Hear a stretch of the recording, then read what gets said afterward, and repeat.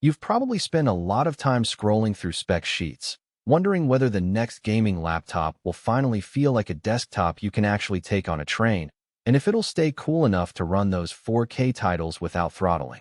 The fear of shelling out a premium price only to end up with a machine that's either too heavy to carry or too noisy to sit next to you while you game is real. Link is in the description if you want to check the product details on Amazon. And today I'm breaking down whether the Razer Blade 18 really delivers a balanced experience or if you'd be better off waiting for the next iteration. First off, the Razer Blade 18 is positioned as the all-in-one solution for people who want desktop-level horsepower in a portable chassis. That promise sounds great until you start thinking about where you actually use a laptop like this. If you're someone who spends most of your gaming sessions at a desk, has a decent power outlet, and occasionally needs to hop on a coffee shop Wi-Fi, this machine can actually make sense. If you're looking for a lightweight companion for the couch or a backpack-friendly rig for college, the trade-offs start to show. The headline spec that gets the most attention is the RTX 5080 GPU paired with an Intel Core Ultra 9290HX.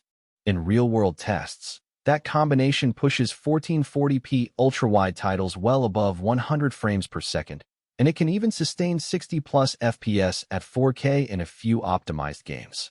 What matters more than raw numbers is how that performance translates when you're also streaming your gameplay or running AI-assisted tools in the background. In my own setup, I was able to stream at 1080p with OBS while keeping the game at a steady 120 frames per second in Cyberpunk 2077, and the laptop didn't dip below 70°C on the CPU side thanks to the vapor chamber cooling. That's a practical win. You get high frame rates without the constant fan whine that can become a distraction in a shared room. Speaking of cooling, the vapor chamber design is one of the few parts that actually feels like a differentiator. Most thin gaming laptops rely on a simple heat pipe spread, which can cause heat to pool under the keyboard during long sessions. The Blade 18's chamber distributes heat more evenly across the aluminum chassis, which means the fans stay at a moderate speed even when you're pushing the GPU for an hour straight. In my daily use, that translated to a quieter environment when I was just browsing the web after a gaming marathon. The fans settled down to a low hum instead of screaming at full tilt. Now let's talk displays, because the Blade 18 offers a dual-mode, 18-inch screen that lets you toggle between a UHD plus 240Hz panel for visual fidelity and an FHD plus 440Hz panel for ultra-responsive competitive play. The ability to switch on the fly is genuinely useful. I use the UHD plus mode for story-driven games where texture detail and color depth matter, and the FHD plus mode for fast-paced shooters where every millisecond counts. The only downside is that the UHD plus panel drains the battery noticeably faster. You'll get roughly 2 hours of gameplay unplugged, whereas the FHD plus mode stretches that to about 3.5 hours. If you're often on the move and rely on battery life, you'll need to plan your charging stops. Storage and memory are another area where the Blade 18 feels future-proof.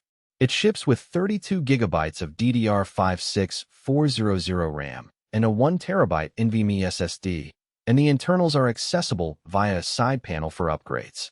For most gamers, 32 GB is overkill for current titles, but it becomes a clear advantage if you dabble in video editing or run multiple virtual machines alongside your games.